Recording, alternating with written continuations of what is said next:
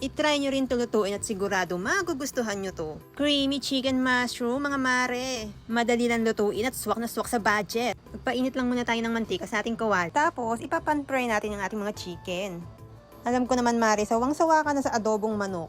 Kaya para maiba naman, try naman natin to. Huwag ka mag-alala, mare. Alam na alam kung kaya mo ring lutuin to. At sure ako, pag niluto mo to, lalong may in-love si Mr. sa'yo.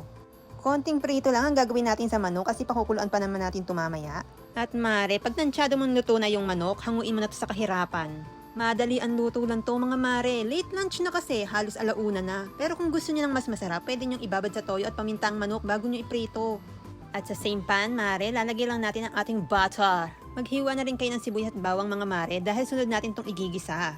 Magbawas lang kayo ng konting mantika sa inyong pinagpirituhan para hindi naman masyadong mamantika, mare. Siyempre, ano pa nga ba, pagkatapos nyong mag-isa, ilalagyan na natin ang ating piniritong manok. Isunod na natin ang all-purpose cream. Ilagay natin lahat ng isang pack para talagang creamy.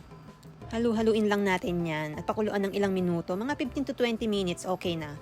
Wag nang kalimutan lagyan ng paminta at konting oyster sauce pampalasa. Isang pack na Jolly mushrooms, yung slice na, syempre di-try natin yan. Konting halo-halo. Mga mare, pwedeng-pwede nyo rin itong lagyan ng chicken cubes, dagdag pampalasa at linamnam. At para sa toppings, pampaarte, lalagyan natin yan ng parsley. Pwedeng-pwede rin ang fried garlic sa toppings.